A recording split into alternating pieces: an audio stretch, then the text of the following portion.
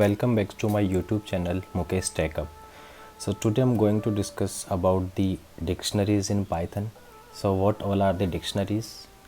What all are the operations which we can perform on the dictionaries, and how we can be benefited with the dictionaries if we are using dictionary. So let's get started on the dictionaries.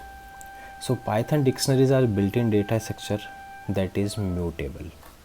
So guys, I'll clearly explain what is that mutable and immutable. And here is the representation where we can define in the curly braces key 1, then corresponding value 1, separated with comma, key 2 and value 2. Now let me create one single entity dictionary. So what does that mean? Single entity means the single key then corresponding single value. So here first name is the key and corresponding value is the Mukesh. Here last name is the key and corresponding value is the Yadav. So before that guys, let me tell you, all the columns represents to the keys and the rows represents to the values. Now let me run this cell. So here I'm getting the dictionary object. Here the first name represents to the Mukesh, last name represents to the Yadav, and occupation engineer, something like that. So all the key value pair. So in the dictionaries basically is the hash representation, right? So this is the hash representation, implementation of the hash table. So dictionary represents the implementation of a hash table. So guys, all the keys should be unique. Now let me have some other example where I'm passing multiple entities. So what does that mean? Corresponding the f name, I'm just passing list of values. L name is the key, corresponding I'm passing multiple list of values. So here what I'm getting, the first name is the key and corresponding list of values. L name is the key, corresponding list of values. So guys, so far we have seen like how we can create the dictionary. Now how we can access the values. So let's see. So persons 1 is the dictionary object. Inside that I'm just passing f name is the key. Let's see. F name we got. Similar to persons 1 we can pass hobby. So we are getting the list of hobbies. Similarly we can pass the index also. So inside the persons 1 f name is there, and inside the f name all the values start with the 0 index. So Mukesh is at 0 index, admin as 1 and Raja as 2. So if I'll pass as 1, what will get? Admin. So here we got the admin. So guys, before that let me tell you one diagram. So here you can see the key 1 represents to the value 1, key 2 represents to value 2, key 3 represents to the value 3, and all the keys are immutable. Please understand this one. All the keys, key 1, key 2 and key 3, these all are immutable. And what will happen if you are trying to make it as duplicate, that I'll explain guys. So just have some attention here. I'm just creating a dict key unique dictionary, and inside that I'm passing key 1 value 1, key 2 value 2 and key 3 value 3. So if I'll try to run this one, as you expected, we got key 1 value 1, corresponding key 2 corresponding value 2, key 3 and corresponding value 3. So here so far everything looks good. Now I'm just making the duplicate keys. So here what I'm doing, key 1 value 1, key 2 value 2, and instead of key 3 I'm just making it as key 1 and value 3. So guys, here what will happen, so the earlier values of key 1, earlier value of key 1, what is that value 1, will be replaced with the new one. So what will happen, the subsequent entries will overwrite the previous values. Now let me try to run. Yeah, so key 1 value, now what is that? Value 3, and key 2 is value 2. So this is clear to all. Now let's move to the immutable keys. So what will happen if we try to mutable data types? So here is the dict key mutable. Inside that I'm passing the list that is mutable. But guys, already as I explained, keys are immutable. But here I'm passing the list that is mutable. So A, B, C, to these keys I'm passing the value as Jaipur. D equals to Delhi, U equals to Udaipur, and again I'm just overriding D equals to Delhi NCR. So here two possibilities are there. First, I will get the error because keys are immutable, but instead of that I'm just passing the list that is mutable. Next one is D is Delhi, but again I'm just overriding D equals to Delhi NCR. So the value of key D would be overridden. Now let's run and see. First we'll get the error. See guys, unhashable type list, because the dictionary keys are immutable but list is mutable. So just to make a workaround for this one, just to remove these errors, what we can do, we can use set. Instead of list we can use set, and we can use tuples. So here if I'll do, I won't get any error. So here you can see ABC Jaipur, D equals to Delhi NCR, the last value for the key D, and U equals to Udaipur. So hoping so far everything is clear to all of you. Now how we can access the dictionary keys, even earlier we have seen, but with the help of inbuilt functions we can use that one. So persons one dot items. So items is the method inside the dictionary.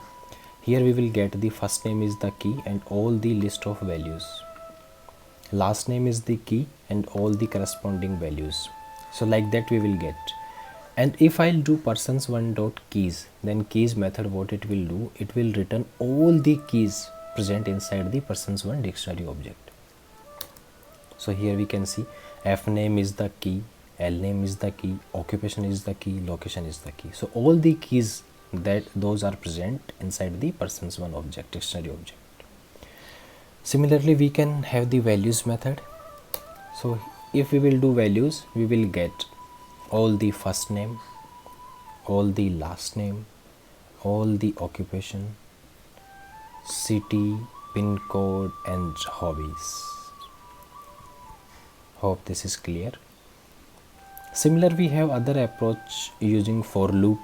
So inside that what we can do, for key value in persons one dot items, and we are just accessing only value.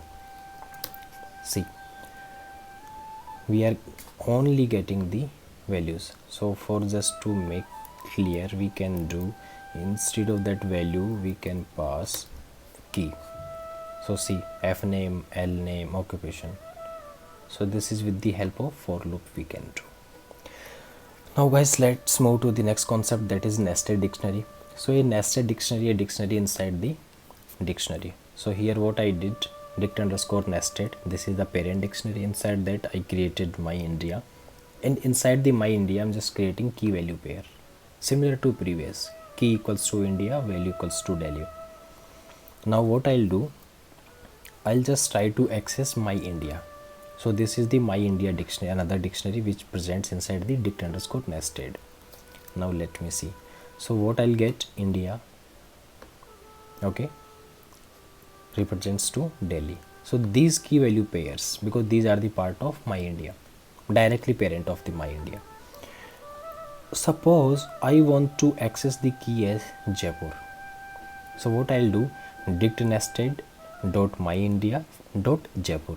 So similarly I'm using braces notations, dict nested my India and then Jaipur. So what is the value of this Jaipur key?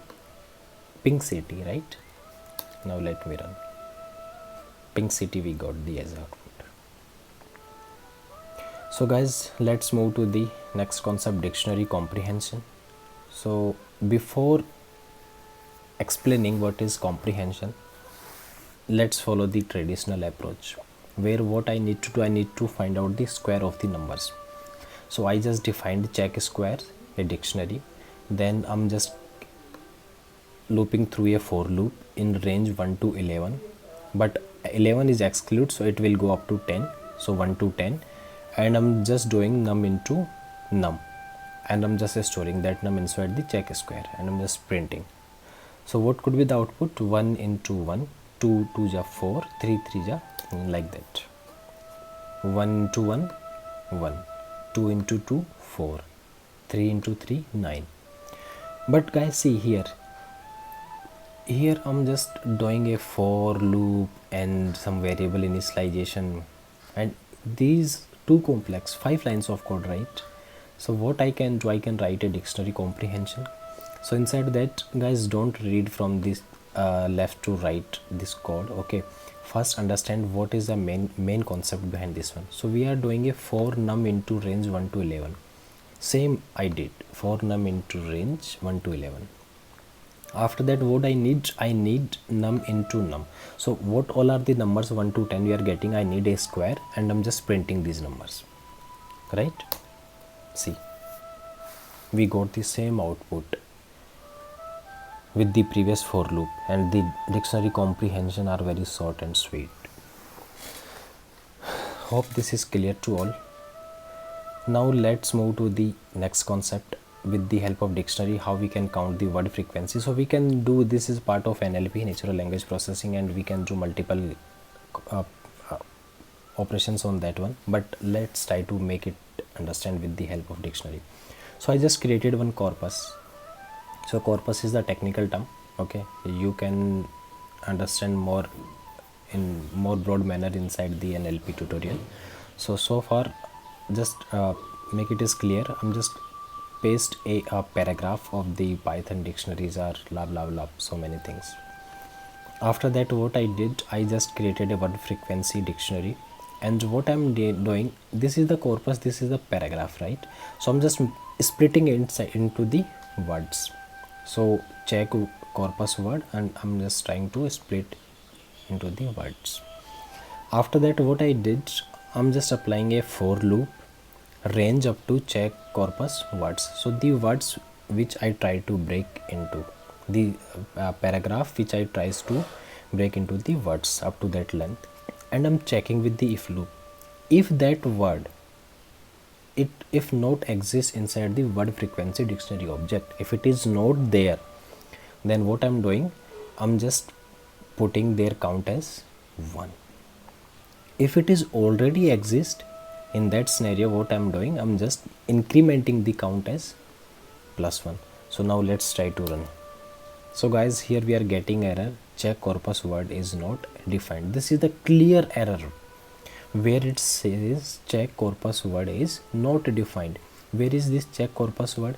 So this is the check corpus word, this is not defined. So first we need to run this cell. If I'll run this cell again, I'm getting the error name corpus is not defined. So where is the corpus? Here. So first we need to run this cell, then this one, again this one. Now let me try to run word frequency. So guys, here you can see dictionary occurs 1 time, R occurs 4 times, Pythons occurred first time, of occurs 3 times. So like this one, we got all the frequency of the words using the dictionary comp. So this is the very powerful concept, guys. So now in the coming videos, I will use this dictionary in creating the data frames, and many operations we will do. So thank you so much guys for your time, and just do like, share and subscribe my YouTube channel, so I'll be get motivated and I'll create more and more videos just to help you understand the concept. Thank you so much.